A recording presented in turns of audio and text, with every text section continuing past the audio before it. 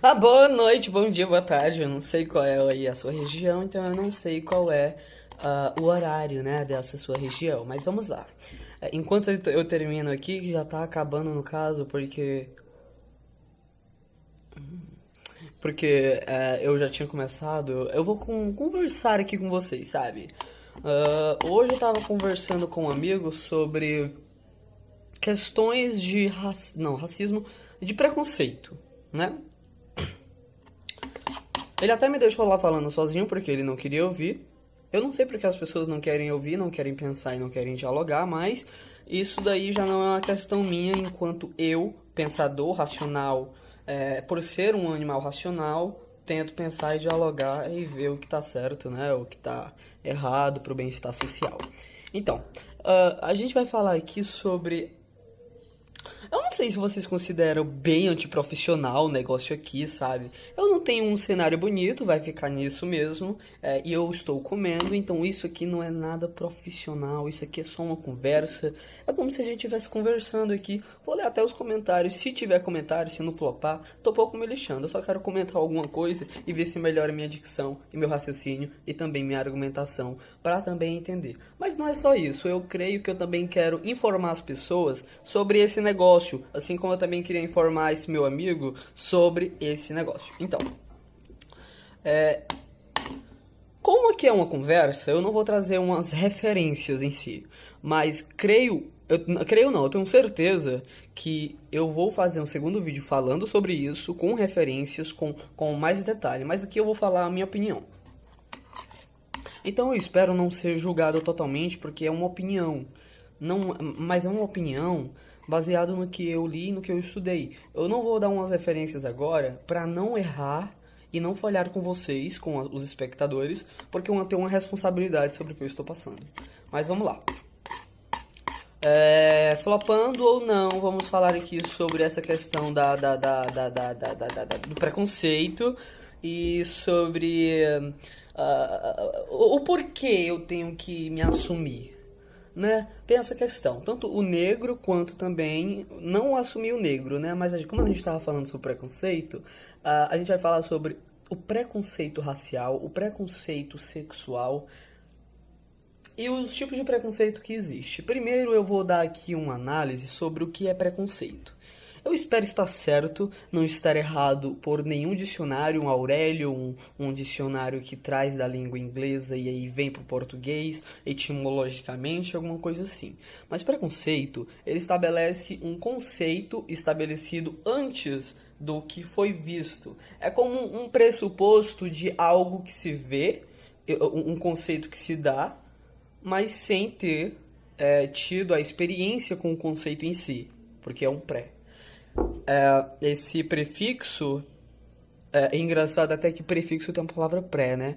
Então ele traz essa questão de que não foi visto, não foi analisado, o conceito não foi abstraído, ele simplesmente foi somente julgado, denominado, nomeado, foi dado os nomes sem análise, sem a questão do estudo, da observação, do conceito em si. Então, preconceito é basicamente isso. Quando eu digo assim, estou com medo de um negro porque estou na rua e um negro está aqui atrás de mim. Isso é um preconceito. Um preconceito estabelecido tanto pelas mídias, né, como 190, Balanço Geral, coisas assim que trazem o medo, né, essa cultura do medo, e trazem também a questão daqueles marginalizados, que são geralmente as pessoas pobres, né, de locais periféricos, e a maioria das pessoas pobres em locais periféricos são pessoas negras. Então isso então é uma coisa assim bem cerebral, de registro cerebral. Então a manipulação da sociedade faz com que o registro cerebral registre uma informação e conecte essa experiência às experiências futuras que ainda não foram acontecidas, mas que podem acontecer justamente porque aconteceram no passado. Tá frio, gente, agora. Bom, Nham, nham, nham, nham, nham, nham, nham, nham, nham. A questão aqui do preconceito é uma coisa muito, muito, muito, muito complexa. Por quê? Porque o preconceito ele é estimulado tanto por jogos e ações políticas, como também questões de extermínios religiosos. Então a gente vê o preconceito no judaísmo, no hinduísmo, na igreja católica, né, no cristianismo, no messiânico, no Império Romano, em tudo o que a sociedade queria exterminar. Então ela colocava uma falsa imagem, e essa falsa imagem generalizada formava com que aqueles que não fossem achassem que aquilo era uma ameaça para eles de alguma forma, ou uma ameaça ou uma aberração, ou seja, uma inferioridade. É assim que Hitler, subindo ao poder e vendo aquela supremacia branca, como também ainda existem esses babacas por aí supremacistas, eles pensam numa questão de negro inferior, né? O escravo era um negro.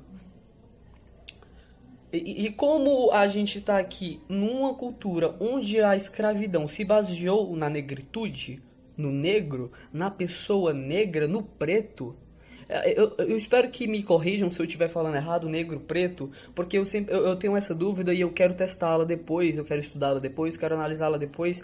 Ainda não analisei por questão de procrastinação, postergação e idiotice minha, mas é uma coisa bem interessante que eu quero saber. Então, como estamos numa cultura onde o escravo foi negro, onde o escravo foi preto, então eu estou usando essas duas palavras porque eu não sei, mas aí você pode me dizer aí no comentário, você vê que a escravidão, ela é o quê? Ela é eu, negro, fazer algo para aquele branco. E se eu não tenho uma mão de obra paga, se eu não sou pago pelo que eu estou fazendo, simplesmente eu sou um objeto que estou servindo para o condicionamento do conveniente para aquele branco. Sinceramente, vai esfriar e eu acho que eu vou ter que pegar um outro método de conversar com vocês. Então, trazendo uma noção de que aquilo é um objeto, assim como se fosse um robô, criado para as conveniências humanas, para os recursos que os humanos eles têm incapacidade, não incapacidade, mas dificuldade, preguiça, eles querem facilitar o trabalho, e a questão da escravidão aumentou bastante o lucro, e por isso o conservadorismo ele queria continuar a escravidão, e queria, né, na época da abolição da escravatura, aqui no Brasil eles eram e discordavam bastante. Por quê? Porque gerava lucro, mão de obra escrava, mão de obra que você não precisa pagar, gera lucro. Se gera lucro, mais valia sendo pago, imagina o que não é pago, né? Então tudo isso a gente faz uma mistura, a gente vê por que a criminalização dessas pessoas aconteceu. Então, fazendo aqui uma análise antropológica do meu ponto de vista, e eu espero que tenha embasamento científico, porque eu li, eu estudei, eu vi, e se eu estiver errado, vocês podem dizer, porque o que eu analisei eu tenho um pouco de déficit de atenção, eu até falo logo, então eu espero que eu tenha absorvido tudo, e a minha memória que falha, eu espero que ela esteja ajudando aqui em mim. Mas, antropologicamente, numa visão antropológica, numa perspectiva de antropologia, vemos que a criminalização, aquele preconceito estabelecido, foi estabelecido por pura política. Por quê? Porque o negro não gerava mais o lucro, o negro então passou a ser um ser totalmente desprovido do governo, do auxílio governamental, de uma ajuda, de uma proteção, de causas sociais que pudessem ajudar a restabelecê-lo numa sociedade, já que ele era escravo e não tinha mais nada, caso saísse ele da casa do seu senhor. Então, é uma coisa a se pensar que o preconceito ele é estabelecido por motivos de pessoas que querem ou exterminar ou querem abominar a pessoa por ser inferior.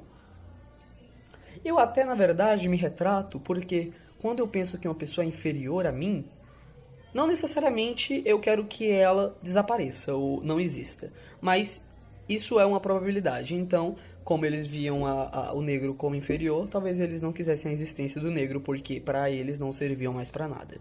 Então, a questão agora também que eu estava discutindo é sobre essa questão de se autoafirmar, se sair do armário, dizer o que você é, qual sua sexualidade. Muitas pessoas dizem que não é necessário eu me assumir.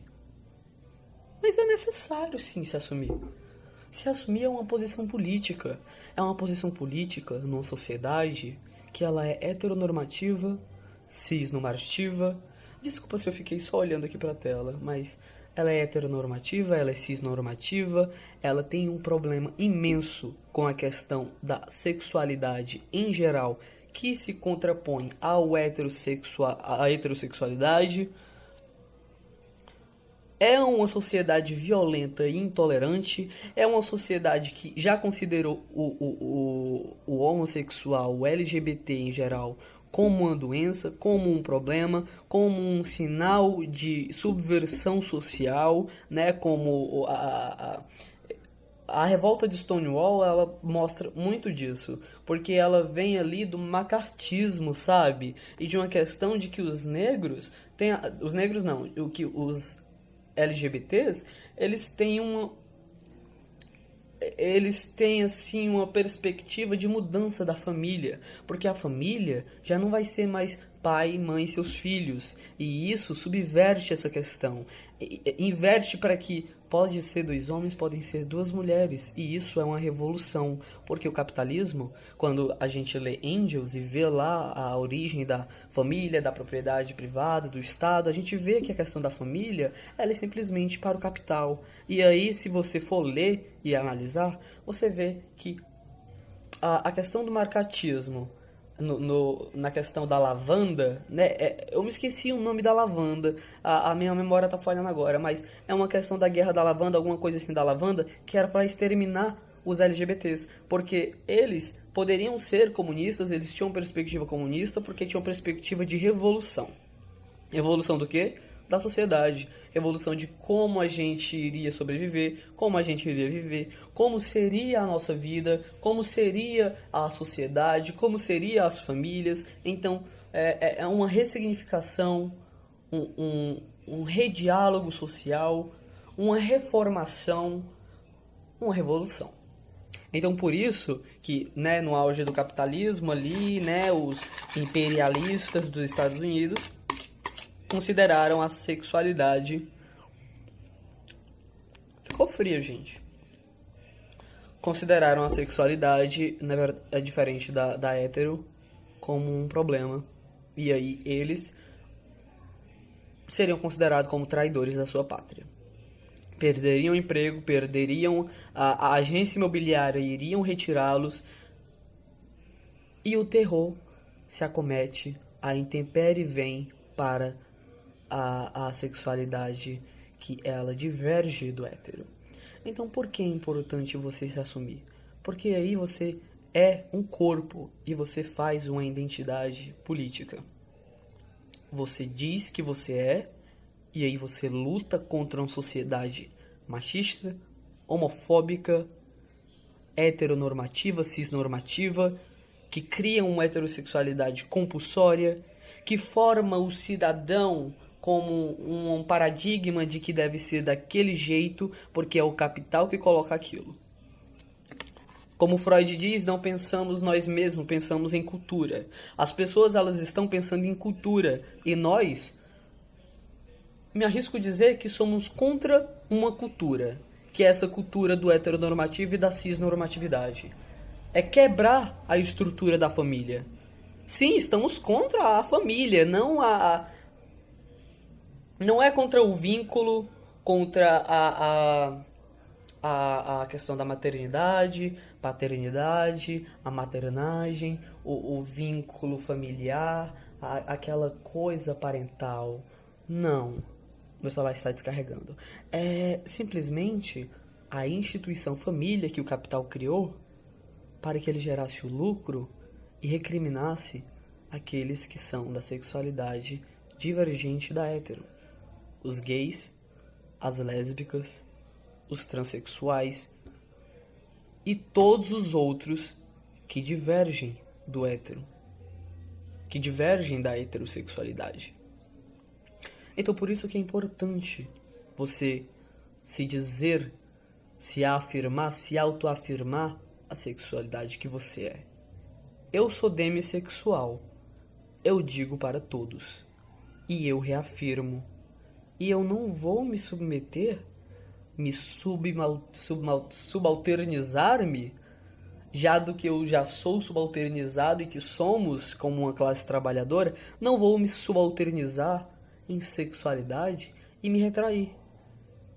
Meu corpo é político, somos uma questão política, somos influenciadores de uma questão política, todos nós estamos numa posição política, então se afirmar, se dizer a sua ideologia, a sua orientação sexual, a sua identidade de gênero, ela é política, porque ela está contrariando uma política vigente de total intolerância, homofobia, transfobia, LGBTfobia e de todas as formas que você pode imaginar de repressão, supressão, apreensão, depressão e tudo que remete à exclusão dessas diferenças. Porque a sociedade é diferente, a biologia é diferente, a genética é diferente. Uma pesquisa de biologia evolutiva, de questão de psicologia evolutiva, você vê que a diferença existe.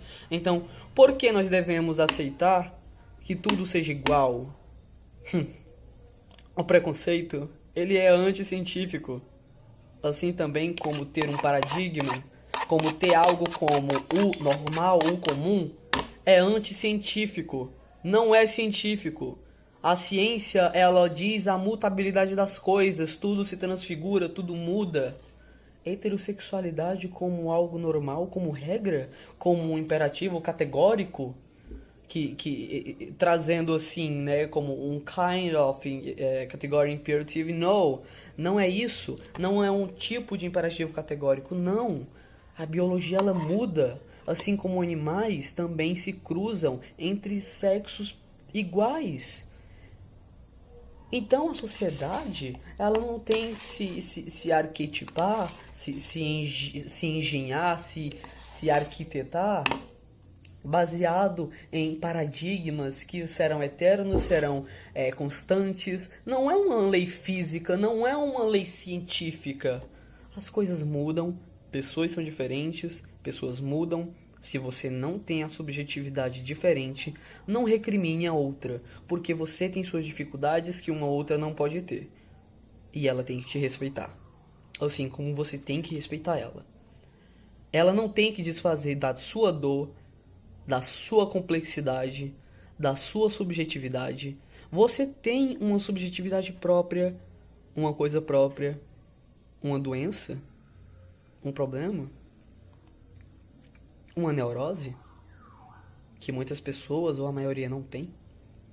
Elas podem rir de você. Na verdade, elas riem de você. Se elas riem, ou se elas debocham, ou se elas te recriminam, você acha certo? Você acha bom? É confortável? Reflete sobre isso e veja se você tem que recriminar a subjetividade do outro e da sexualidade e identidade de gênero que ela se propõe a ter porque ela nasceu assim e ela é assim. Se você tem alguma deficiência, não estou nem comparando a deficiência com a sexualidade e identidade de gênero. Estou falando com coisas que você pode nascer com, como um autismo, síndromes, transtornos de personalidade, questões e modificações de cérebro, de neocórtex, de sistema límbico, tudo isso. Tudo isso existe. Mudanças são reais. Eu não irei desfazer a sua mudança, não irei discriminá-lo, e muito menos tenho o direito de te colocar como inferior e te tornar menos humano. Entende? Te tornar mais como um ser desprezível. Um homem beijando um homem, uma mulher beijando uma mulher. Tudo isso é questão de atração. Tudo isso é biológico. XX, XY não define, como Eduardo Bolsonaro, aquele burro que dá uma dor de barriga. Não é nem porque eu tô comendo, não. É porque, só de lembrar no que ele falou, X e XY, quando ele falou um tempo desse, não define atração. Define somente as questões hormonais. E é só isso.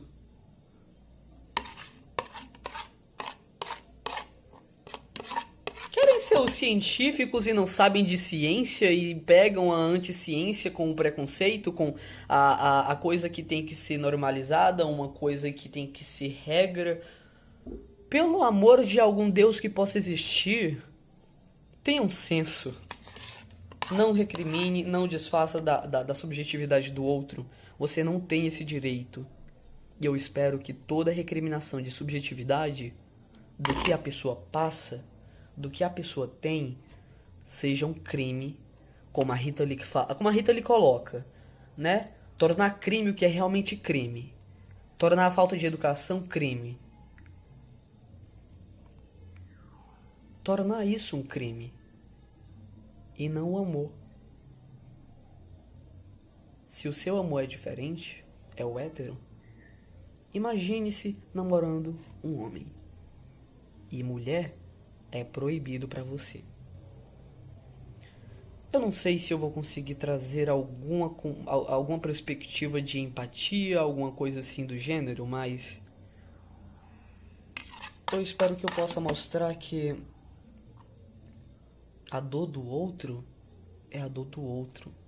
Não é mimimi, porque a mimimi é quando é a dor do outro, mas quando é a nossa não pode ser mimimi, né? E se dizem que é mimimi a nossa dor, viramos monstros. Discordamos, irritamos, ficamos irados, nos estressamos, ficamos tristes. Perdi a fome. Você tem direito agora de recriminar os outros? Você tem direito agora de desfazer a subjetividade do outro? Ou dizer que o outro tem mimimi? Perdi a fome. E se você for desse jeito e quiser recriminar os outros, eu espero também nem ver você. Perdi a fome e perdi você. Não você como um seguidor ou mas como um ser humano que pensa. Gramsci disse que somos máquinas que podemos raciocinar. Perdi você como uma pessoa da minha raça. E eu espero não te encontrar. Eu espero que todos tenham um bom dia, boa tarde, boa noite, seja lá qual o horário que vocês estiverem vendo. E espero que todos nós tenhamos sangue humano e perceber que o negro e o outro que tem sexualidade diferente e as pessoas que têm deficiência têm o mesmo sangue. Querem viver, querem ser felizes. Você não tem que tirar a infelicidade de ninguém. E se você quiser tirar, guilhotina em você. Não quero te ver, não quero te conhecer. Não manda mensagem. Manda mensagem. Se for pra gente conversar, debater e tal, mas se for pra falar merda e soltar preconceito, eu faço uma guilhotina com alguma coisa que eu tenho aqui e vou atrás de você, meu, porque é uma coisa assim, sabe? E eu espero que eu não esteja fazendo aqui apologia à morte e tirem aqui. Eu não quero nem ser monetizado por nada mesmo, eu só quero conversar, ajudar vocês, conversar com vocês. Eu quero que vocês falem comigo também. Mandem uma mensagem pra mim no Instagram também. O meu Instagram, ele tá aí. Tará na descrição do YouTube. Espero que todos vocês recebam essa mensagem. E que todos possamos aprender a respeitar. E o negro, como eu disse antes, Ele é uma pessoa que sofreu segregação racial, ele sofreu com escravidão, ele sofreu com a tentativa de colocar religiões que não são deles. Ele sofre hoje com a criminalização e a demonização de religiões como o candomblé, a umbanda e outras religiões africanas e afro-americanas. Eu espero que possamos acabar com essa intolerância e parar de querer ser científico sem ser, botando pseudociência e anticiência. Quer ser científico? Entenda que haja diferenças. Pesquise, leia, estude, analise, observe. E acima de tudo, saiba que a diferença ela é real e que se você observar, a recriminação ela não é uma ferramenta, não é nada científico, não é nada saudável. E não traz nenhum progresso à humanidade. Eu não sei nem se você quer progresso à humanidade, né? Espero que pessoas que estejam vendo esse vídeo queiram progresso da humanidade. E os que não querem e recriminam as pessoas,